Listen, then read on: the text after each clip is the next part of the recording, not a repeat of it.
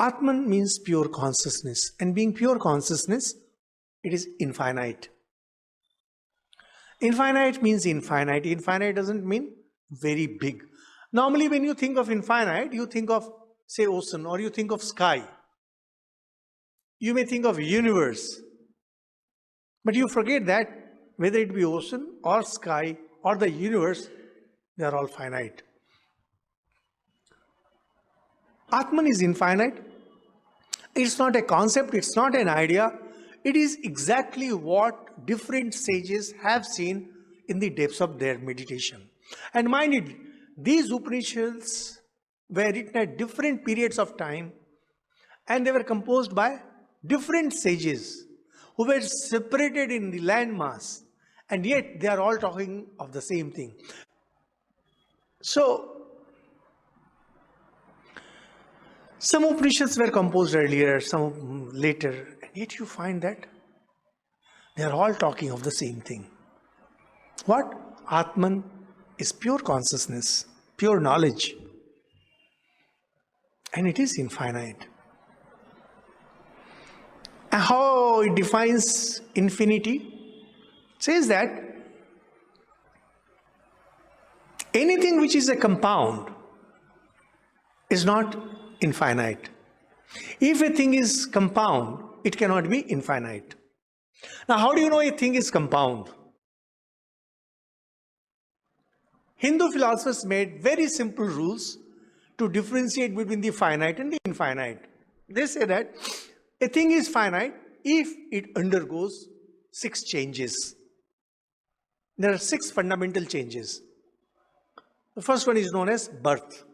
It has to be born. That means before its birth, it was non-existent. So it comes into existence only after it was born. And because it's born, it exists. You can see its existence. How? Through your 5 senses or through your extended senses, like telescope and microscope, you can see. And it grows. At the time of birth, it may not have been used. With time, it grows. And you find transformation in it. It changes. For example, milk changes into curd. A child, he grows up to become an adult. Things change. Water changes into ice. And ice and water, they change into steam. They are continuously changing. That is the nature of compound. And decay sets in. A time comes, there is a decay. And finally, it gets destroyed. It becomes non-existent. Now, if you look at human birth, we human beings, same thing. We undergo these 6 changes. So, the Sanskrit word for it is Shad Vikar, 6 changes. Shad Vikar, Shad means 6, Vikar, transformations. The 6 transformations characterize compound. Anything which is compound is finite. And anything which is finite cannot be Atman. Atman is non-finite. Atman is not a compound. And hence Atman doesn't undergo any of these 6 changes. So whenever you read about Atman, whether it be in Kathopanishad or in Gita or any other Upanishad, you will find these terms coming. Ajo, Nitya, Shashvatoyam, Purano. It is unborn. Of course, it has to be unborn. Because if it is born, for example, if somebody asks, what was there when God was not there? So essentially you mean to say that God was born at some point of time. Now it's a contradictory question. Because if God was born at some point of time, so it falls under one of the 6 transformations. Then God is no God.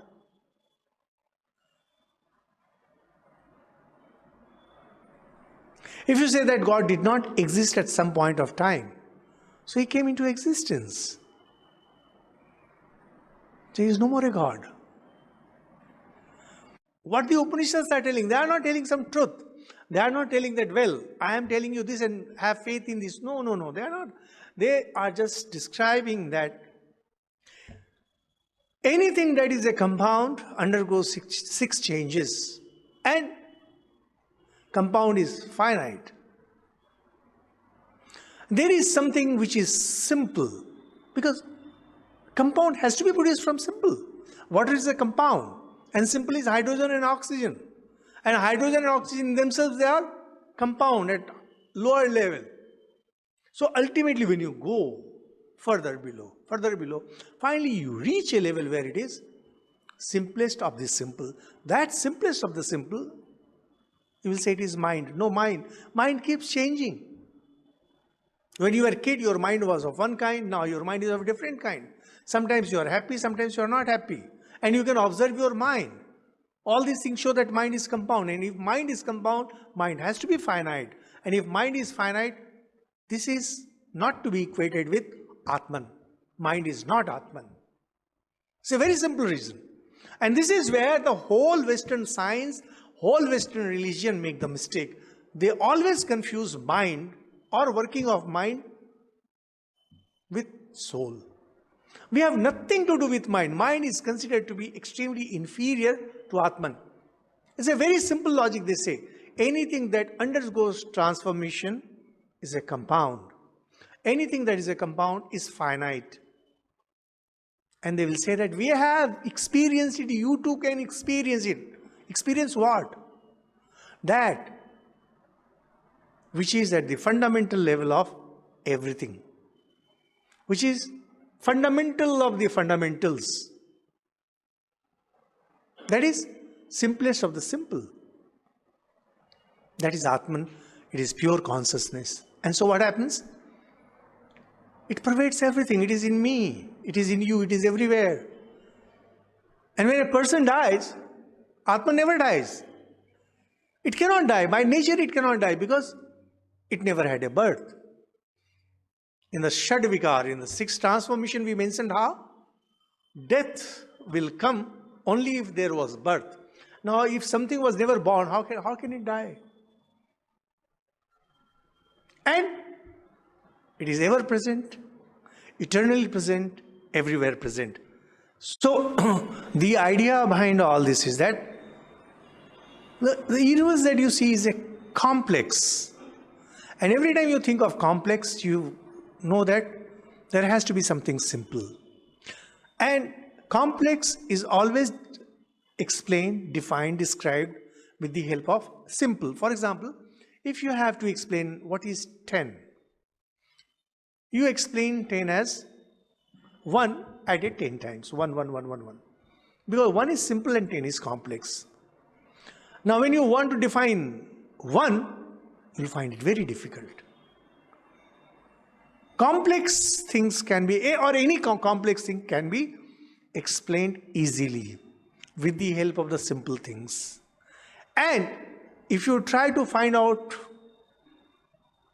the definition for simple, you will not be able to. Now, if you ever chance to have a look at the works of Plato, Plato often raises the questions which are very fundamental. What is truth? What is beauty? What is quality? Now, these things you cannot actually define because these are fundamental things. And with these fundamental things, complex things are described. Atman is fundamental of the fundamentals. So there is just no way that you can define Atman. There is no way you can define God. People who are trying to disprove God, the great scientists, they forget that God, by its very definition, is the fundamental.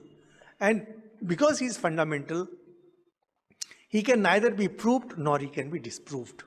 Because to prove or disprove, you need something more fundamental than that.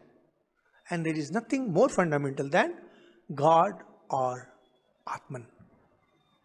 Anything which is fundamental, like you explain the idea of 2 with the help of 1. How do you explain 1? It's a concept. It's a concept developed by the mathematicians. Somehow you have to understand the concept of 1. Unless you understand the concept of 1, you can never understand 2.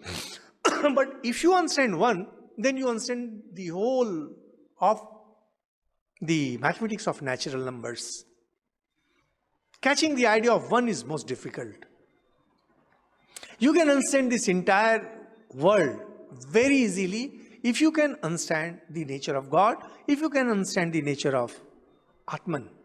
Our problem is that we are trying to explain the nature of God and Atman with the help of world, which is an impossibility. Can you ever explain the idea of one with the help of two? No, you cannot. You can explain two with the help of one. Because simple things are the fundamental blocks. They are the founding blocks. Founding blocks cannot be explained. The way we are not aware of the presence of God is a direct experience for me that God doesn't exist. Just like that, there are people who have direct experience that God exists. After that, it's your choice whether you want to live with the idea of God as true or you don't want to live. Vedanta will say if you don't live with the idea of God, no issue, because your time has not yet come. It will take thousands of births and thousands of births of suffering and enjoyment. And then a time will come when you will get fed up. You will say, I don't want any of this. And that is when you will say that now I want to go in search of God. And then begins the search. And then the relevance of these Upanishads come. Till then, well, these are mere words.